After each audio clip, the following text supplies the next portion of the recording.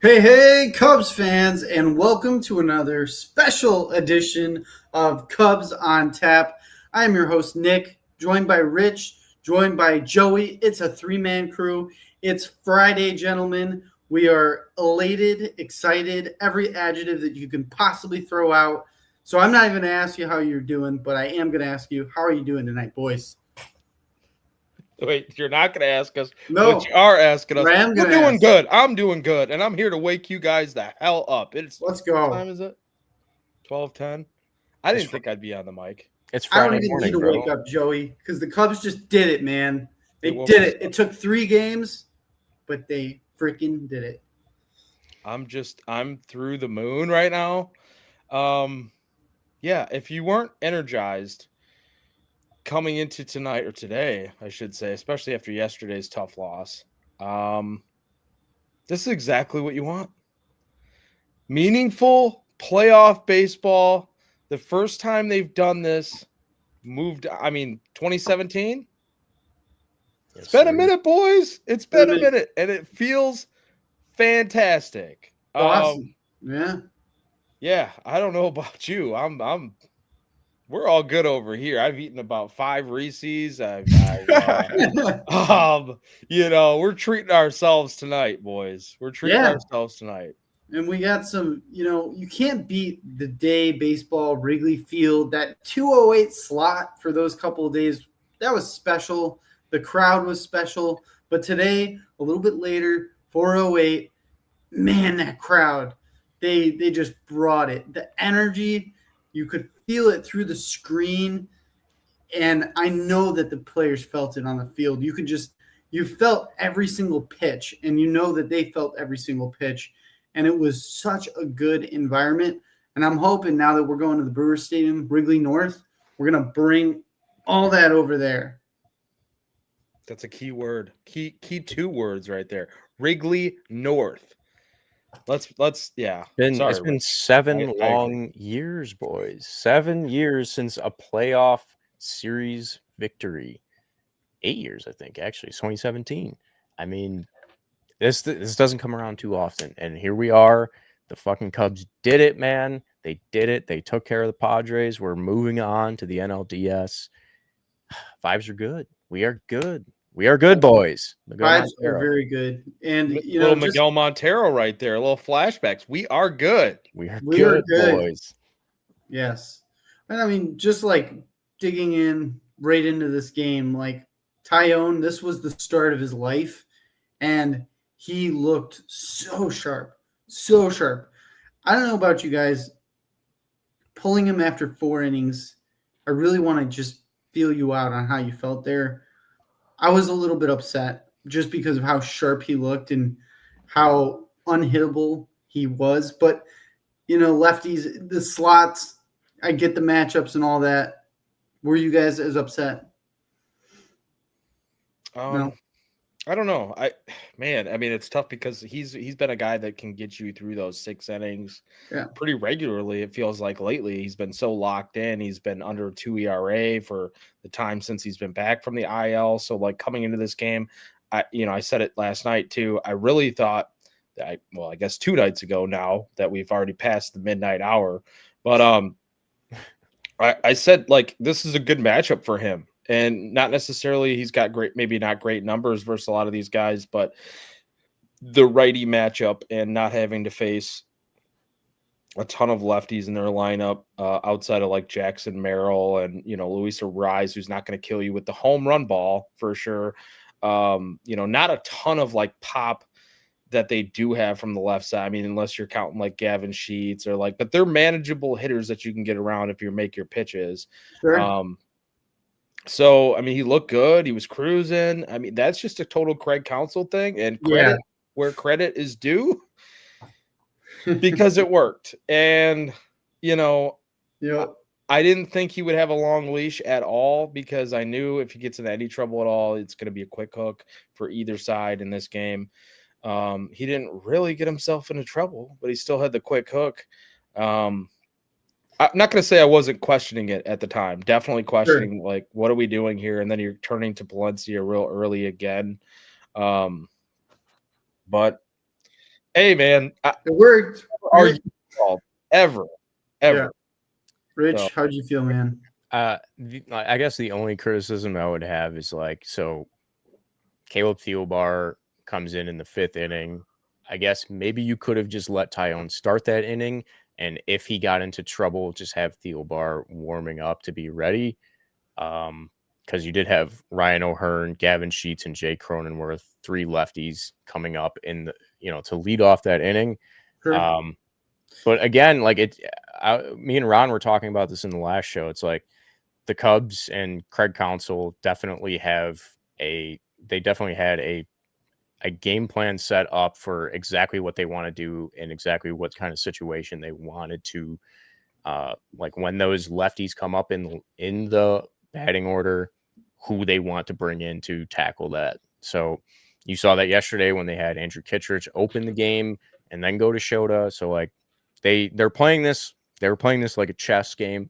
And I know a lot of Cubs fans on Twitter are, especially angry at not letting Tyone go further in the game. But at the end of the day, like maybe it was better to just let Caleb Thielbar, who has been an elite bullpen reliever for the Cubs this year, tackle those lefties. And it worked out. Daniel Palencia has also been nails this whole thing. So Cubs bullpen really deserves a lot of credit for how they cleaned up in this entire series. Yep. I think they pitched, at least 12 innings from what I counted earlier today and only gave up 2 earned runs the whole time. That won them the series, that was able to hold off the Padres. And it's not like it's a easy lineup to tackle. Like they were able to hold their big boppers to, as much as that Manny Machado home run was a dagger yesterday, that was really the only big blast from any of the top hitters on the team for the Padres. So big credit to the pitching staff and the bullpen as a whole. And I credit Craig Counsell a lot and the Cubs and, kind of formulating this game plan and playing it like a 4D chess game, because I think it worked out really well. Yeah. No, I'd have to agree with you there. Before I play devil's advocate a little bit, I'm going to get to some comments here. Lop says, Cubs, FTB. We know what that means, boys. Hank puts, this team has flaws, which is true, and we'll get to those. First, the positive part, because we're on cloud 9.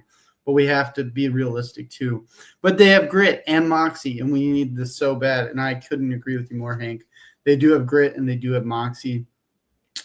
And then another comment from Lop here. MLB wants Cubs. Brewers. I love that. The fix is in. This is absolute cinema.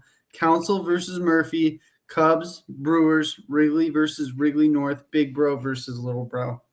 It is cinema, man. That you couldn't put it any better. But, playing devil's advocate here, Tyone, it was a 2-run game. And Tyone has been bitten before by the home run ball. So if you do let him go and he does get himself into a little bit of trouble and you go a little too long, where Craig Counsell, even yesterday, may have made that mistake, leaving Shota in just a bit too long, we're looking at this as a very different ballgame, because then it's tied 2-2 early on, and then you're kind of back at scratch, back at step 1, and you don't know what's going to happen. So to Counsell's,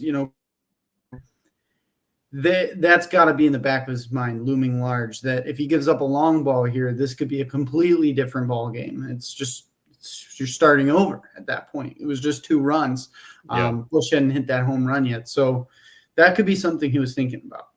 Yeah, especially with the way the offense was performing over the last 2 games, especially. I do agree with that, because they only scored 3 runs in the first game, got shut out in the second game.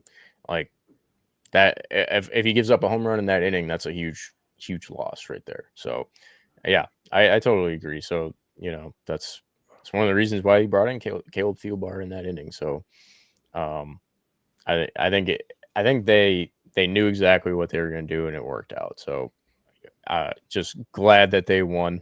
The Padres are a very good team. They also won 90 games this year and were vying for first place against the Dodgers this year.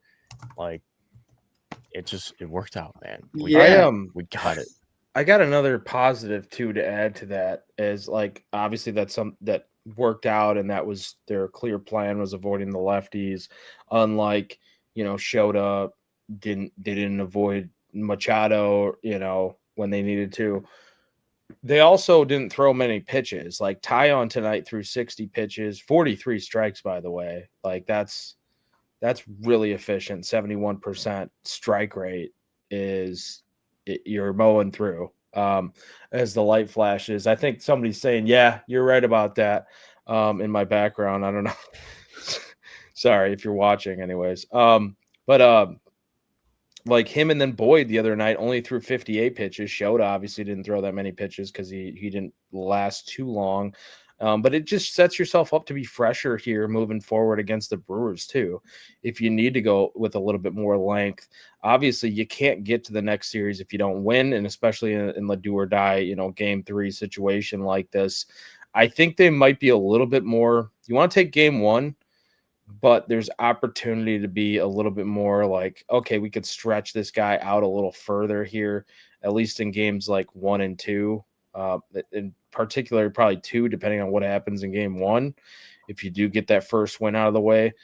But I don't know. I do just like that they're kind of keeping guys fresh for series moving forward, 2 out of the rotation anyways. And I know that's not the thought process. The thought process is really just that third time through is really tough. And Tyon really didn't get a third time through with some like these guys. So it's interesting how much the dynamic changes once you get to playoff mode. Like there's no way around it. It's a totally different ball game than we grew up watching.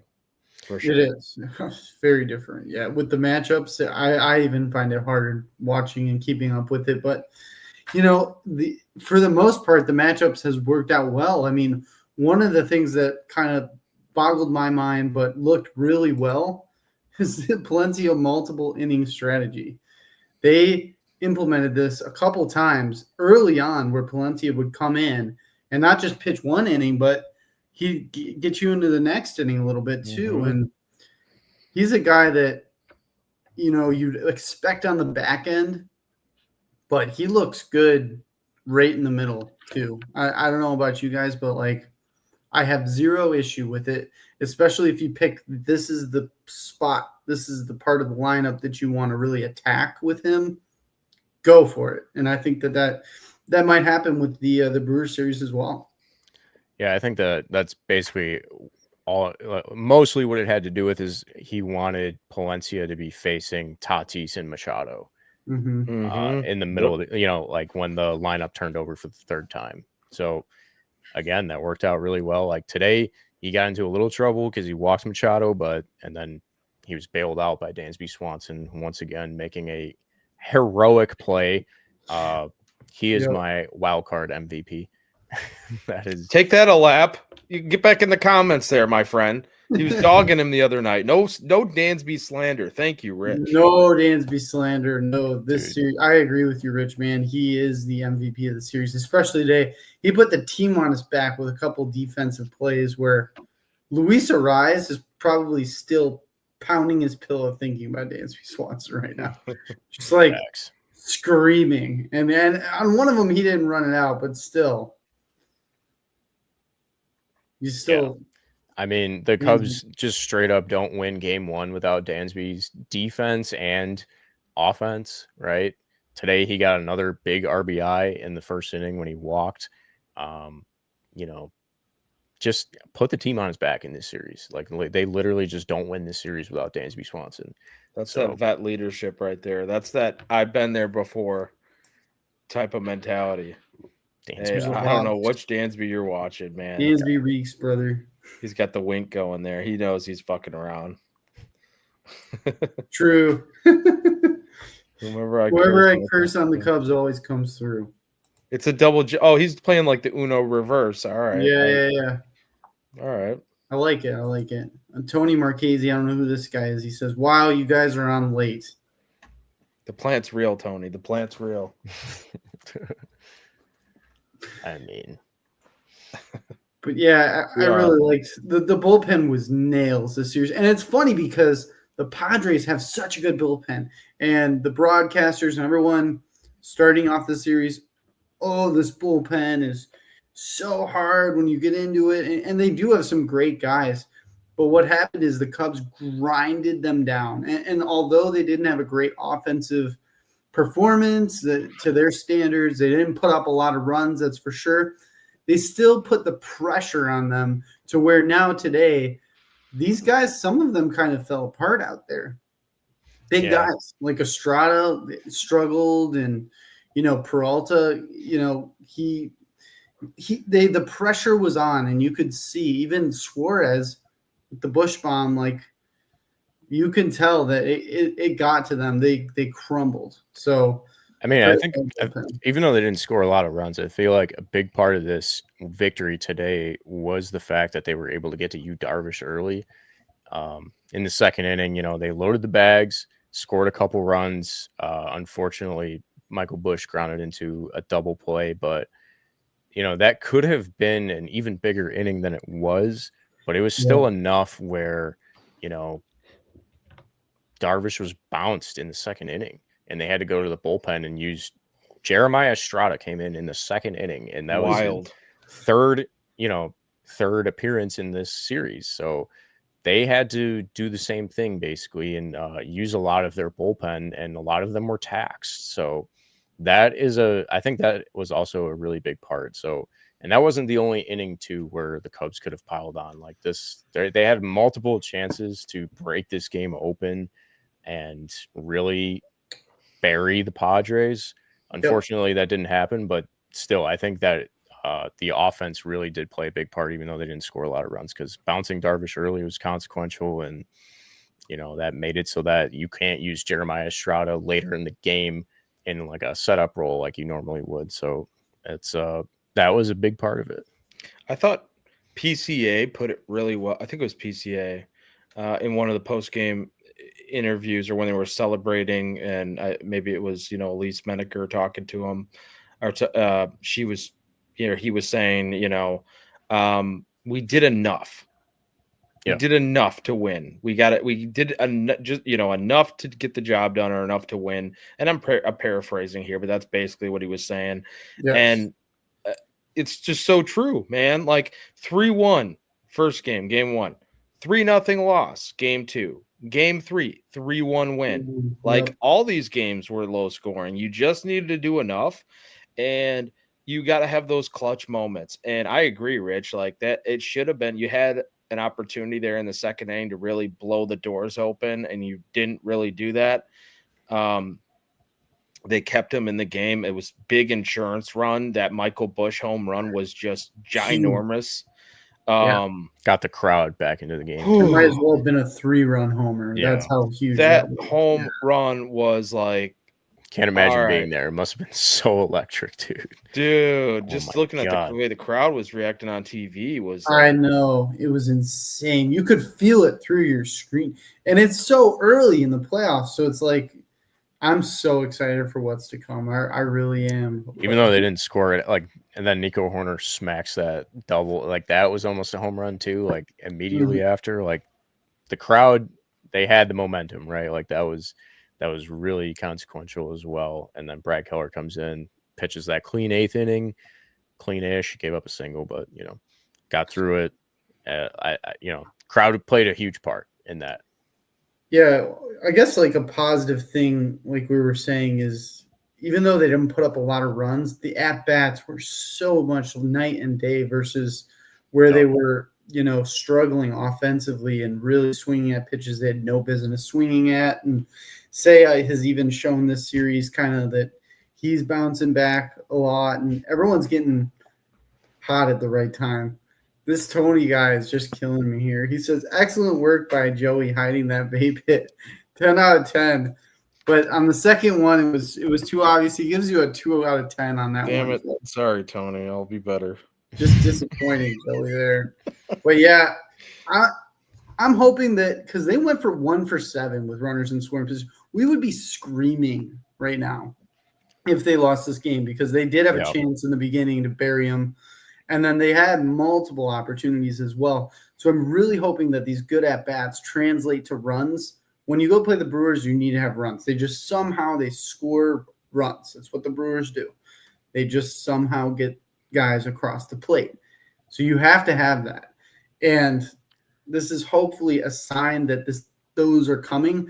But you're right, Joey. I mean, they did enough. And that's all they needed to do in this series. It's a 3-game series. You watched what can happen on the other side when you have your back against the wall, where they emptied out that bullpen. Things kind of crumbled for the Padres, but it easily could have been us too. And you kind of have to take yourself away from it, the celebration, all the champagne, all the fun times here. Once it's over and we're already Friday, that's when the grind starts, because you don't want to start in the hole here on Saturday. Love that they have the off day here to kind of reset a little bit too. After obviously they're going to be really hyped up and being in. Nurse that hangover. Hopefully they learn the lesson of we can't go into a freaking coma. Yeah, that's what I'm worried about. Lose 4 straight to the freaking Reds. It's not a hangover. You went into a coma. Sorry for anyone that knows anyone that's been in a coma. I'm not trying to be disrespectful or anything like that. I'm just saying they went completely dead for an entire week, basically, and completely 5-game stretch they lost after that, I think. Like, you can't do that in the playoffs. So, like, as much as this is like appreciate what you did now and celebrate the win right now tonight, don't go too hard. Push the reset button, get as much rest as you need, do what you need to do to get yourself prepared for Saturday. I fully believe that they'll do that, and they'll come back and strong on Saturday, whether they win that game 1 or not. We obviously that's going to be tough, but we can't have the mental, like, it's different because they haven't been to the playoffs for a little while now. And I understand this is a group that, like, you got the guys like Hap and Dansby and Nico, and like these guys been playing together for a while. Even JMO said, like, playing with those guys for a while, this group means a lot. Like, this is a special group of guys playing with them. Like, it meant a lot for them to get to the postseason, and it meant a lot to them now to get to the second round. But there's more work to be done, like Council said. Like, this is what it takes in October, and they did what they needed to do. And yeah, I think I expect them to come out. I always love, and this is just my own personal belief about sports and the way I attack, like, the NCAA tournament, for example. I'm just going to go there right now, like March Madness. When you look at those play-in teams that are like 11 seeds, right? They're an 11 seed play-in team playing against someone else, and they win. Whoever I pick sometimes in those matchups, I pick to move on 1 or 2 more times, because I feel like they can find that momentum and get hot and keep rolling. And there's not that much of a layover before their game. And I think there's a little bit of a layover here for the Brewers. So I would actually give the advantage to the Cubs, because they've been in the moment now, and they've been in this intensity, in this environment, this October environment. And that's a very young team too, outside of like Christian Yelich. Not trying to look too far ahead here, just to this series, but don't look at the Cubs as just a team that just snuck in with the wild card. This is one of the best teams in the National League this year by record. You ride this momentum, you get hot at the right time, say a Suzuki. Yep. Yeah, but I'm fucking hyped, man. I'm sorry. I can go down 500 rabbit holes tonight. Not just him, like 13 hits, only 3 runs, but still, they got 13 hits today. Yeah. Multi-hit games from Bush, PCA, Tucker, and Carson Kelly. Tucker and PCA desperately needed to show up today, and they did. After, PCA went 0 for the last 2 games and struck out 5 times, I think, whiffed 10 times. Like, this is just an encouraging game from everybody in the lineup, basically, except for Matt Shaw, who didn't do shit and still hasn't done shit this series, but that's fine. Yeah. Rookie. Sorry. Rookie. But the point is, like, it's good to have a game like this where everybody in the lineup kind of contributed, and you're going into a series, you're going into a game against the Milwaukee Brewers where Freddie Peralta, a guy you've seen a million times before, you know what he's going to do. You know, he just is going to blow fastballs by you, right? Like, they've seen him. right? There's multiple players in the Cubs lineup who have more than 10 at-bats against Freddie Peralta. They know what he is. Craig Counsell definitely knows what he is, and he's very familiar with the Milwaukee Brewers as well. Like, this is just, the table is set for the Cubs to at least perform well against this team. Like, they can take this next series. I think it's not out of the realm of possibility. So, like, it's not. No, they've beat the Brewers a lot this year, and they just won the season series against them. Yeah, you have to use the same formula against them, and you can't get too far ahead of yourselves. And what I hope Craig Counsell doesn't do is get too cute. With the wild card, I get the matchups, I get all that, but when you have a 5-game series, you got to have some feel as well. And I hope that he has some feel out there too. Like, you can't just go all analytics, all matchups here. You have to have some feel for the game, and he's going to have a lot of emotional aspects with facing Murphy, and it is a lot to shoulder for him. But I think he's the kind of guy that can kind of take that all away and just focus on baseball, which is really good.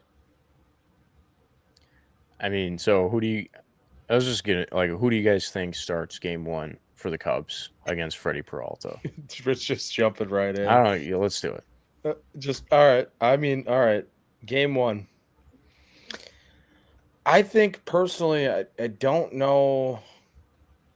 I could see, like, we kind of talked off air a little bit about this, and there's a couple options there. I think Colin Ray could absolutely start. I think Javier Assad could start. I'm going to go ahead and say that I think it's going to be, well, I think it's enough rest for him because he only threw 58 pitches. I think Matthew Boyd is getting game 1. Wow. Interesting. Hank says it could be Colin Ray. I mean, absolutely could be. I think it could be Javier Assad too. I'm in the Javier Assad camp. I think, he wasn't on this roster because he pitched on Sunday. I think he pitched 80 innings or 80 threw 80 pitches on Sunday. Yeah. So he wasn't on the wild card roster, but so he would be the freshest arm because Colin Ray pitched yesterday as well in relief. I don't think he threw that many pitches, but still. And that's an Assad for Savale swap is what you're saying, right? Either you swap out Savale or you drop one of your position players on the roster and add Javier Assad and keep Savale. In that scenario, you would probably either drop Kevin Alcantara or Justin Turner. Drop two Justin guys. Turner. Yeah, probably Justin Turner. But the other thing is, who would be your backup first baseman? All right, I'm done, Tony. I'll see you in the comments. Because nobody else plays first base. No one else plays first. I mean, it's almost I think you keep both those two guys on. I really do. And just drop Savale. I don't think you should. 5-game series, though. I don't know. How many pitches did he carry total? Savale carried multiple innings, and he's a good cleanup guy, too. How many did they carry this last series? Sorry. 12.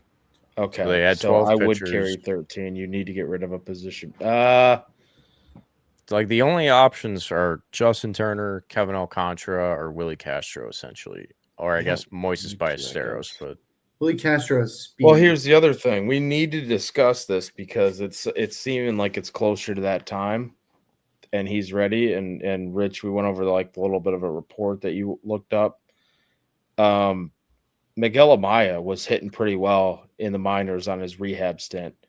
And I think I want that bat coming off the bench somewhere, even if he's not going to start over Carson Kelly. He's just been such a clutch hitter when he was healthy. And Reese McGuire got a go. Lab says, I don't even really care because he's not going to play much.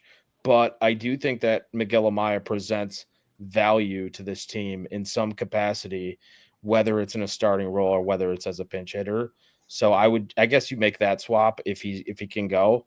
Now, as far as the pitching goes, maybe that's just the way that you get that right-handed bat and Kevin Alcantara because he can play outfield and good defense and speed, and Justin Turner.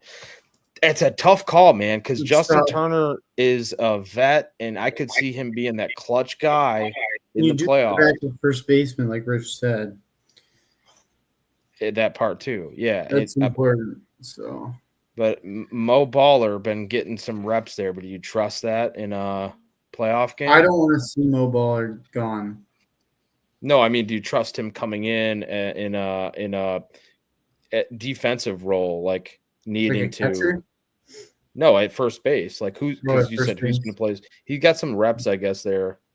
He's gotten reps there, but I don't know if we trust him right now. Not in the playoffs. I would not do this, I don't think. I think if you're taking somebody out of the pen, it would be Taylor Rogers. Get Rogers out. Yeah. Probably I'll have Pomeranz to sign can't with be that. at all. Zero chance Pomeranz is off the roster.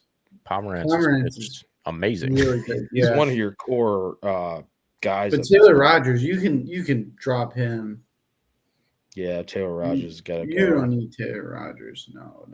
I wouldn't say gotta go, but I would definitely make. I would do that over Pomeranz 100%. I would do that over a lot of guys, honestly. Taylor Rogers, I just don't have any confidence in whatsoever. Maybe you just do that then. Add Assad, drop Taylor Rogers. I like that idea because Savale are all of those guys. Savale, Ray, Assad, and even Soroka can give you multiple innings if you need. Yeah, even if it's a game that it's out of order. Like you're not going to come back and win. Yeah, they can get those 3 or 4 innings where you're not going to burn a bunch of like higher leverage guys. Just eat it and take the bullet and save your guys for tomorrow.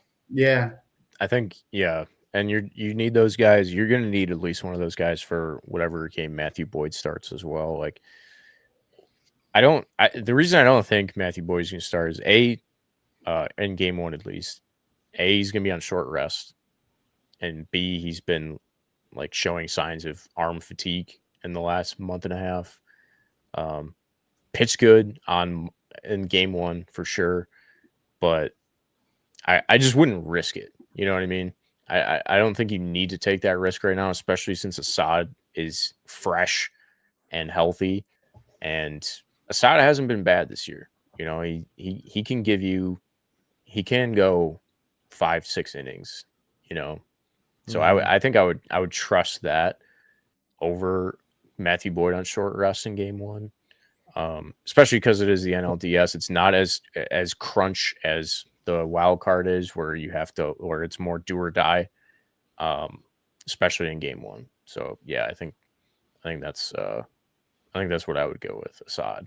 So Assad 1, Boyd 2, and then figure it out from there. Probably I think you Shota. go Assad 1 for sure. Yeah, Boyd 2 and probably Shota 3. Yeah, and then okay. I mean, I like that plan. I think that's a perfectly fine plan. I'll run it by Craig. Yeah, see what he thinks. Yeah, we're putting this out there to the public. He's more than welcome to listen. You know what? I didn't think of that. That's a good idea, Rich. I want to listen to Cubs on Tap. Justin Steele, our good friend. Let him know. Let Craig know. We're giving our opinions and our expertise, and if he wants to listen to what we're talking about and go from there. I loved the strike 3 call, Tony Marquez. Yeah, we all love that. I loved it.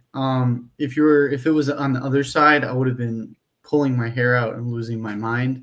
But that's what makes baseball so great, because there's a human element to it, and ABS is coming. And though you only have 2, you never know what they're going to do, how it's going to go in those later innings. But the human element is such a special thing to baseball. Yeah, I mean, I don't want to like jinx anything, but I seriously think there's a good chance the Cubs lose this game if that strike 3 call doesn't happen, because we were talking about it a little bit off air, but it's like Brad Keller comes out for his 2nd straight inning, right? Which he has done, I don't think, ever this season. If he has it, it's like 1 or 2 times. He immediately gives up a home run to Jackson Merrill. Game is 3-1. Full count to Xander Bogaerts. He zips a fastball below the zone. K-zone doesn't have it clipping any part of the zone. and I think it was DJ Rayburn was the home plate umpire, rings up Xander Bogaerts, who has a case to argue, and then Brad Keller hits 2 batters. If he had walked Xander Bogaerts, the bases are loaded in that situation, and at least one more run probably scores. So I understand why Padres fans are upset. And why the Padres players were upset too, because they were going after the umpiring crew. If you haven't seen that video, it's been Great video. It's floating around Twitter. I understand completely, and Yeah. I would be 100% pissed off if I was a Padres fan right now. And we were talking about off air too. Like next year, this probably doesn't happen because of the automatic balls and strikes challenge system that will be implemented. So it's just one of those things. Like we happened to be the party that benefited from it this time, and I just count myself lucky. Right? Exactly. Rob says the Cubs have been on the wrong side of these calls so many times. It was a bad call, but I don't care if someone else had to deal with it this time. I agree. Just like the Bears this last Sunday, man, winning on a block kick. Like, that doesn't happen to them. They lose those games. Yeah, exactly. Yeah, that's winning by one. Point. Like, are the tides turning in Chicago sports, period? Thank you, Joey. The tides are turning in Chicago sports. I don't know about that, but it's happening. It's happening. Well, the Cubs are turning the tides. The Cubs might not be turning. The Cubs are turning the tides. Yeah, and the Bears are, I don't know, no longer dog shit, just kind of shit. Yeah. Hey, they're 500 right now. They're okay. They're okay for now. Bulls and the Blackhawks, I don't know. How are the haters gonna blame the bad umpiring on Caleb Williams? Well, yeah, I don't know. I guess you could find anything to blame on Caleb Williams. His fingernails. My column. I don't know. We'll find out. You can't blame him on anything right now. He's got a bye week this week too. Yeah, exactly. It's a bye week. Yeah, this was interesting comment here. The ESPN broadcast was terrible. They kept glazing the Padres all series. I think it's just par for the course with the Padres and who they are, as well as we talked about the bullpen and whatnot. They made some pretty big moves at the deadline. So, of course, they were going to glaze them. But I don't know about you guys. I liked Kevin Brown. He had some good calls. He really did. Well, and Kevin Brown, like he was a longtime Dodger too, wasn't he? Pitched for both. Yeah. Padres, Browns. Yeah, but I mean, Browns, Padres. He pitched for the Browns. They did glaze, but like he overall was pretty good. Good calls, I would say. Excitement in the calls. I admittedly was listening to Pat Hughes and Ron Coomer the whole time to save my sanity. That's just what I do. Well, national broadcasters are just so hard. Like, honestly, I get to the point sometimes where it's like I'm intrigued to hear what they think about the team that I watch every day from like an outside point of view, like what their read is, what their like bias is coming in. But I never put too much stock in it, and I'm never like, there's times where I get upset because I'm like, well, you're calling the guy the wrong name, like Matthew Bush. There are egregious examples. Yeah. Like there's times where it's like, what the fuck are you talking about? Or like you just keep sucking the Cardinals dry, like it's Cubs Cardinals, and it's Adam Wainwright, like or whatever, like whoever's calling the game, and they just won't shut up. But there's also the rest of it where it's like, all right, well,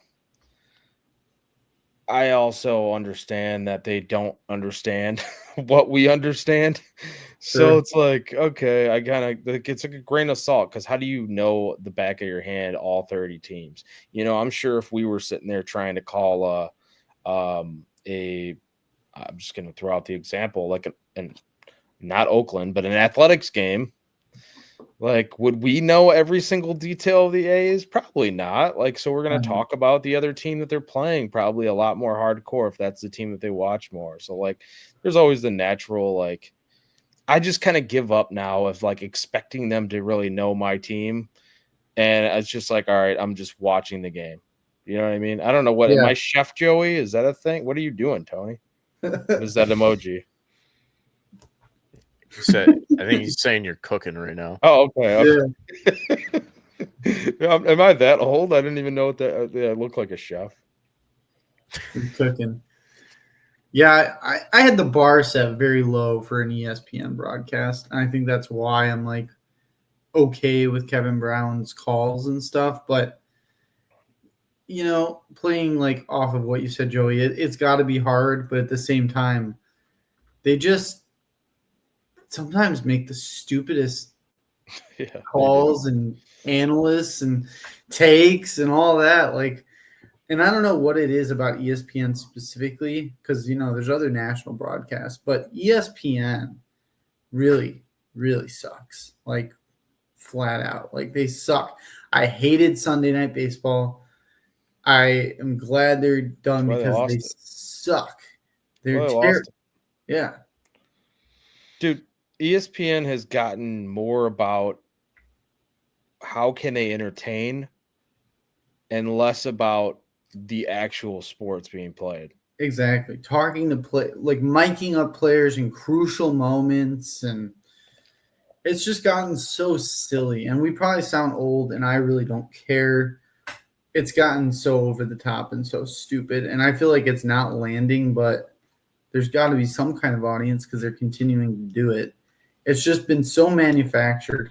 The product has been so manufactured, and it's boring. Like, quite honestly, because they're not genuine, because they're not giving you genuine takes and genuine calls and all that. And it's disappointing for sure. I mean, I really wish that we had our own, you know, Boog is something, but like just our own broadcast in the booth for sure. Mean, honestly, Boog. I'd take Boog over this. Like, Boog is just a lesser version of ESPN. Lesser though, yeah, that's the lesser for sure. Yeah, I would take. Lesser, in a heartbeat, I'd take Boog. It's just, it is frustrating though. Like I'm not going to talk bad about Boog. Sorry, this is bad karma coming back. I don't want to say anything anymore. I'm done talking about. Just put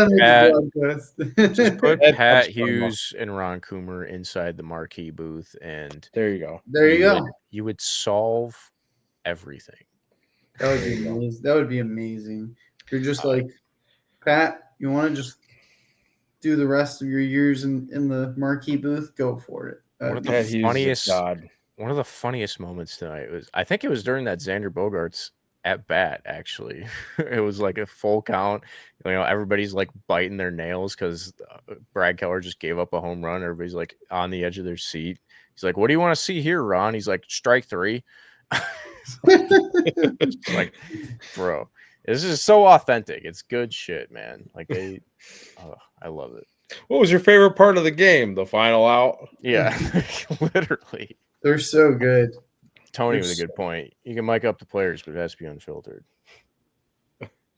Yeah, I want them talking, the discussions in the dugout, player to player, coach to player. Now that would be something. That would be cool. I want to hear. Ask the stupidest questions. I want to hear what the Padres players were yelling at those umpires after the game. Yeah, I do too. Somebody's got to have that like footage on their phone, like sitting right there, right? Yeah. Like, where can we find that? Like the bat boy is sitting there, just like Reddit. Yeah, somewhere, dude. It's like, that's crazy. It came from like some weird Reddit name. Like, I don't know. Think of your weirdest Reddit name. We're gonna find that video out there. Well, yeah, literally though. Yeah, and Lop says Alex Cohen needs to replace Boog fully time. He's so much better when he feels integrity. I have to say I agree 100%. You know, no slander to Boog at all. He's a really good national broadcaster. I think that's the problem. I think that's we want a homer. Like I'm not ashamed of saying I want a homer. I want someone that lives and dies by this team. Okay, so what if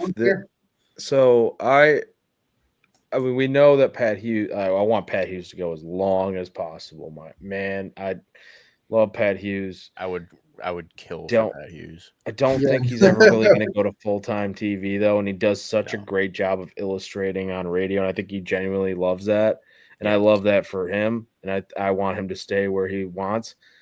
But do you think that I would love Alex Cohen too, like just go full-time. Do you think there's a chance though, whenever Pat Hughes retires, we get Cohen in the TV booth, and we get Len Casper, Tony, where you at? Returning home To the radio. to radio. Oh, that would be insanely awesome. That would be Returning insane. home to radio because he wanted to do radio anyways. Yep. But I think he'd prefer to be on the north side and broadcasting better team. I mean, he wanted to call playoff games, right? Yeah. That really backfired on his ass, didn't it? It really did. It wasn't his fault. It was it was whoever decided to hire Tony La Russa's fault. True. That's a whole new show. We could go on and on. That's an about it. interesting idea, though. That would be kind of cool. A little comeback for Len Casper into Cubs fandom. I would dig that. That would be insane. I would be so happy. I would be. Are we all three on board with the? First of all, it's cool. I can say that all three of us on a mic. Same time. Been a minute since we've even done a 3-man show, but are we all on the same page? Like, what's your favorite Len Casper call? Because I have Cubs one win with the voice crack. Cubs when the voice crack. It's the Aramis hit. Cubs win. Yeah. The Aramis homer, right? Yeah, the Ramos homer. Okay. Yep. I mean, there's a lot of good calls, but yeah, that's my favorite. I love this. Ron Luce doing Cubs radio with Ron Coomer, Ron and Ron, dude. Ron. How If there's cool anyone would that can do it too, Ron is a great, excellent. I think he could really do play-by-play or anything. Legendary. Outrageous TLR slander. I knew that was coming. My favorite clip of Tony La Russa is when he just ran out to the ump. My favorite is when he falls asleep in the dugout and then the fans like, get out there. My favorite was when he was unironically doing a post-game press or like media scrum with his pants unbuttoned, like he's not an 80-year-old man. Like, dude, what the fuck are you doing? Ridiculous. Just all kinds of embarrassing. Yeah. This is a 1 o'clock in the morning. Cubs win the wild card. Did the Cubs win a game today? What happened today? Yeah, what happened? Where did we go? What occurred? I don't know what happened today. Nothing's happened today yet, technically. It happened Let's yesterday. get back to the True, real. it happened yesterday. It happened yesterday, and Nothing's gonna happen today, though. it was the greatest thing ever. No, they're gonna nurse their hangover. They're gonna get back to their ways.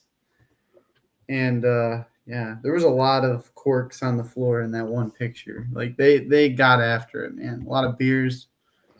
I'm happy for them. I'm happy Kyle Tucker was able to take part in this one because he was in Florida nursing his calf last time. So at least he was able to partake in the celebration. No guys hitting cigars too hard, hopefully, tonight. Yeah, keep those cigars away from Cade Horton. Please. We need that rib. We need that rib healed up. We should talk about that. I mean, Cade Horton could be a consequential comeback in this NLDS if he's healthy enough. Ready? Well, that's the question. It's like I don't know if we'll be healthy for the NLDS. I think when in terms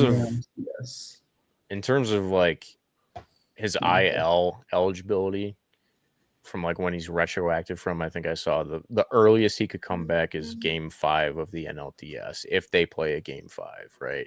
So you're right. It's more likely he would be back for the NLCS if they make it there. But still, that would be a massive add to the staff, especially if he's healthy. There's a lot of question marks there. Like, is he ready? Is he healthy? Will he be the same version of himself before he went to the IL? So, but that could still be a big part of them getting further in the playoffs.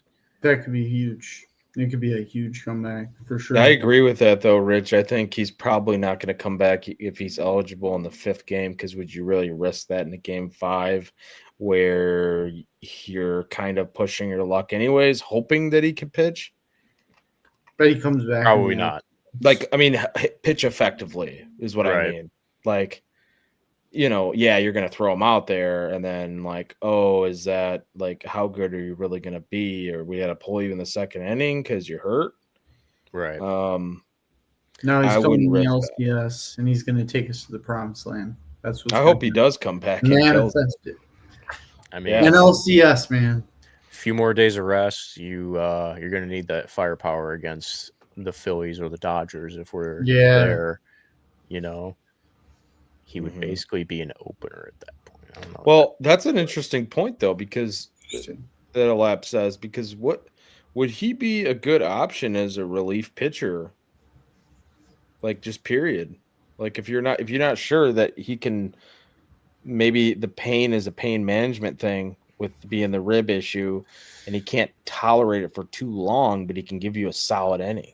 Just have him be Mason Miller. Just dynamite. Just maybe not as an opener.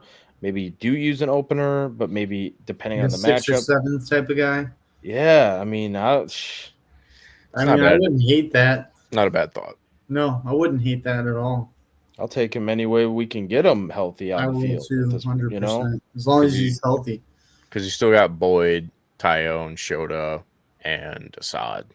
You have enough starters. And Ray, too. Mm-hmm. Yeah, Ray. Yeah. I always forget about Ray.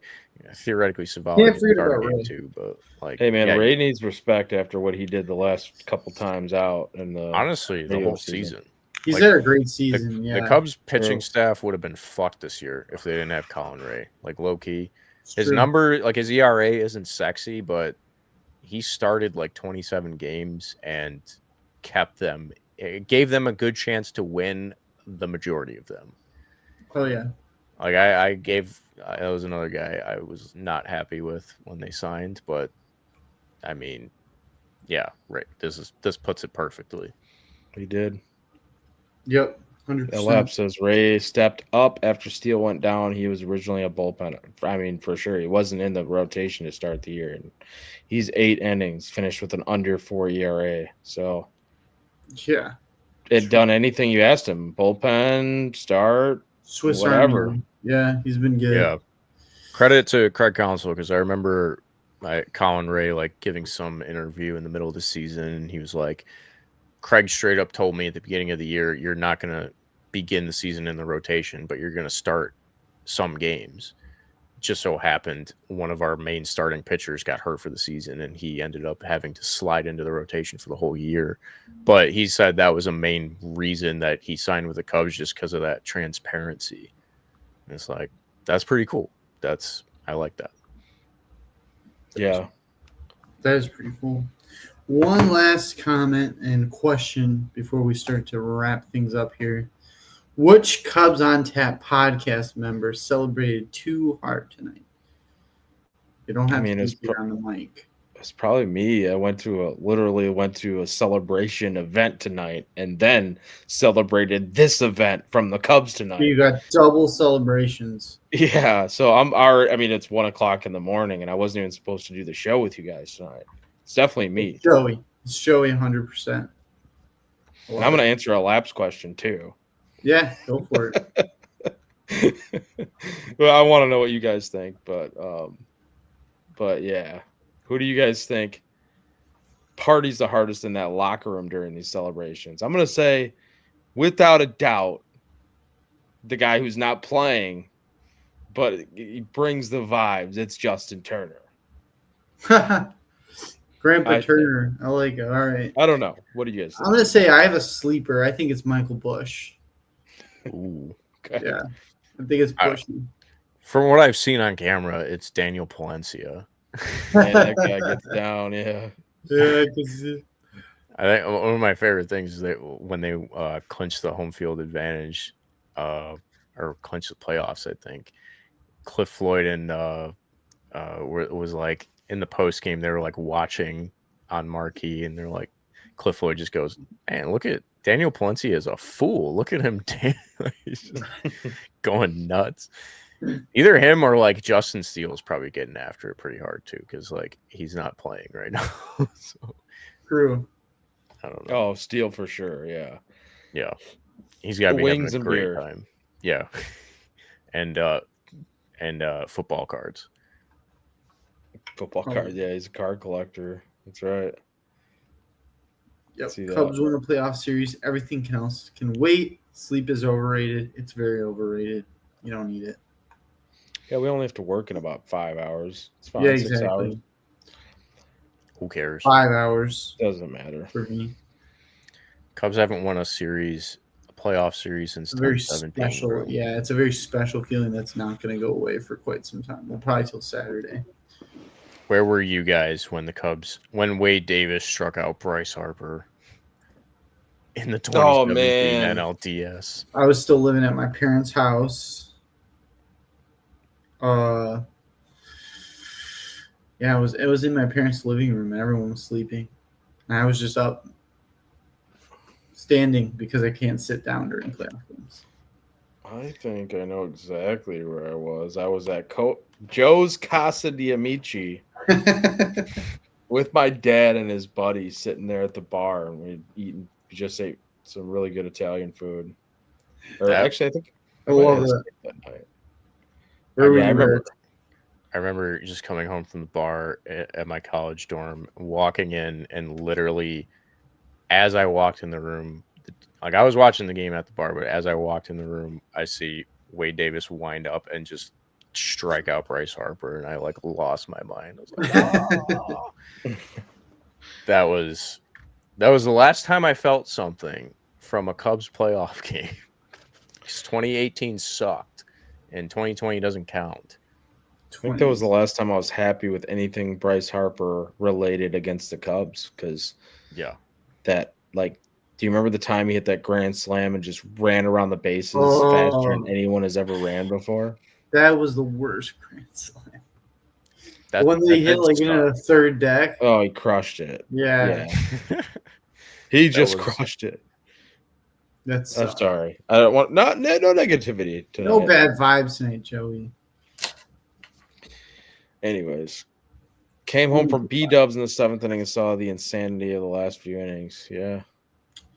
He also said that was the dumbest game of all time, but the result was great. Good point. Yeah. Do you boys have any final thoughts you want to get in before we move on to the big series coming up? I think the Cubs make it to the NLCS and face the Phillies, and we'll go from there. But they get past the Brewers for sure. I think they win. I think they clean up this series. They probably split the first 2 games in Milwaukee and then win the next 2 in Wrigley is my prediction. Win it. Cubs in 4. Cubs in 4. Cubs in 4.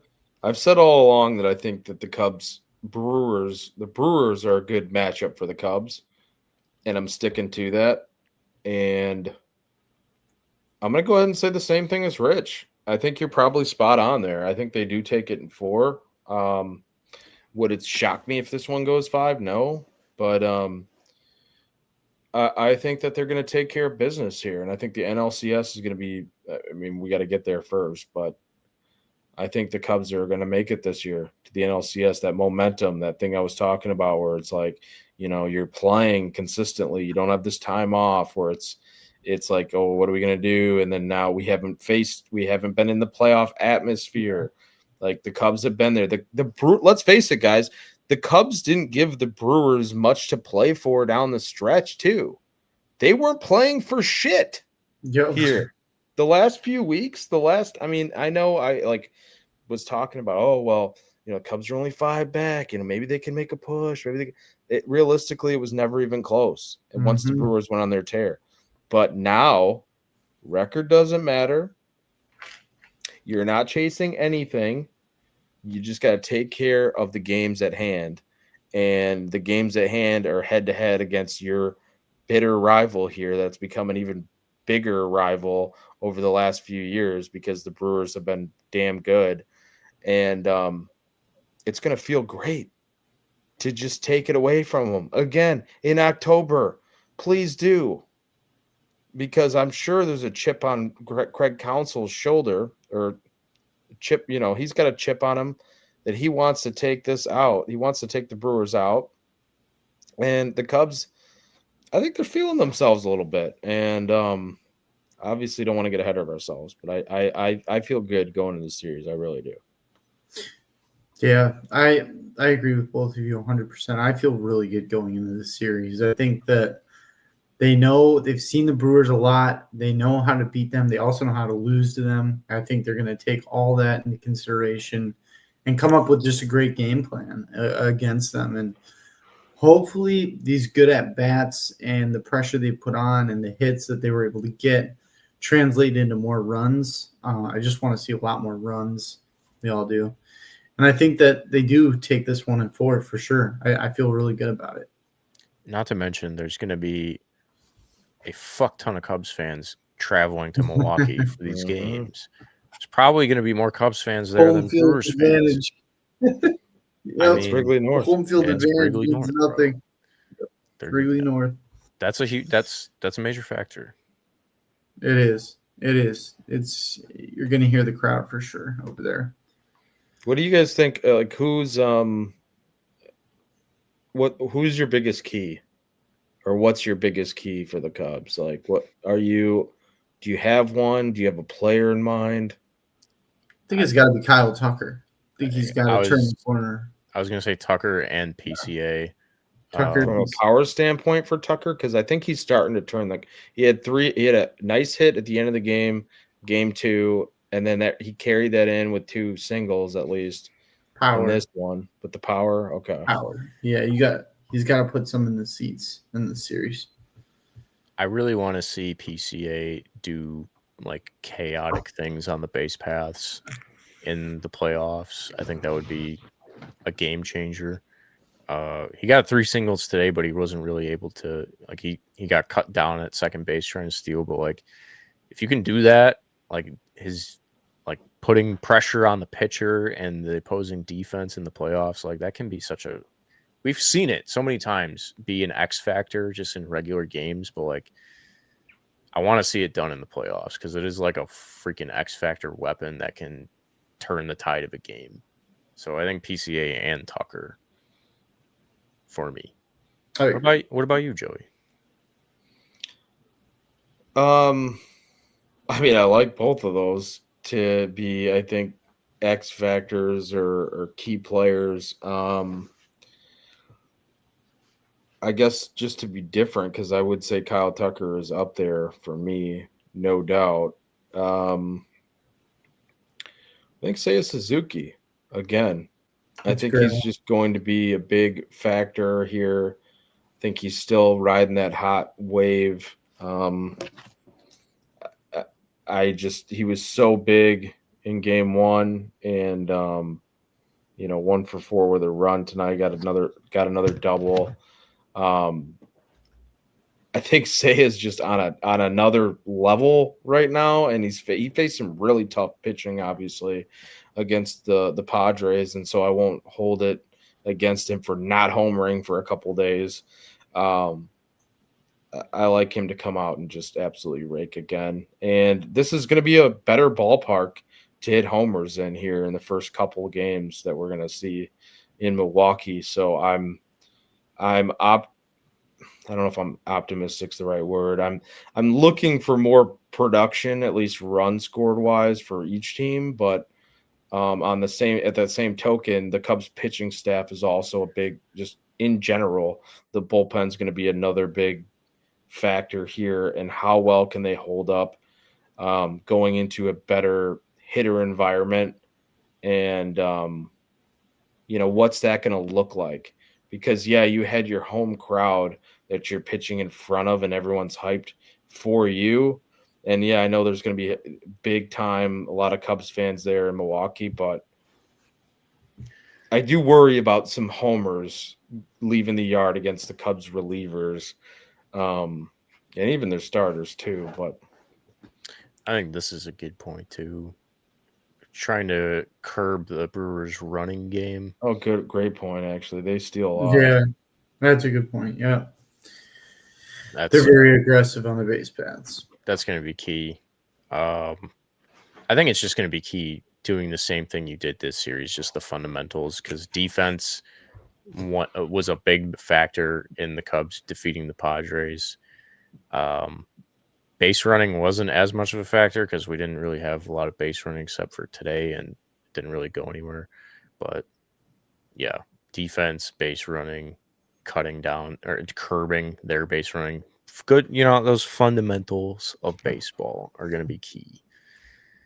Annoyingly aggressive on the base paths / stealing bases. Yes, Brewers are endlessly annoying in my eyes, and always will be, because that's just what they are. That's what they are, 100%. They're just a bunch of bitches, dude. They are. Oh, man, if they weren't the Brewers, they'd be actually fun to watch, man. I'd like this team if it wasn't for like Christian Yelich and just literally being the Brewers. Like, I like Bryce Terang. I like some of their players are good, but anyways. You can't ever say that again, Joey, ever again. Yeah, sorry, you didn't hear it. That was disgusting. Thank you, JT.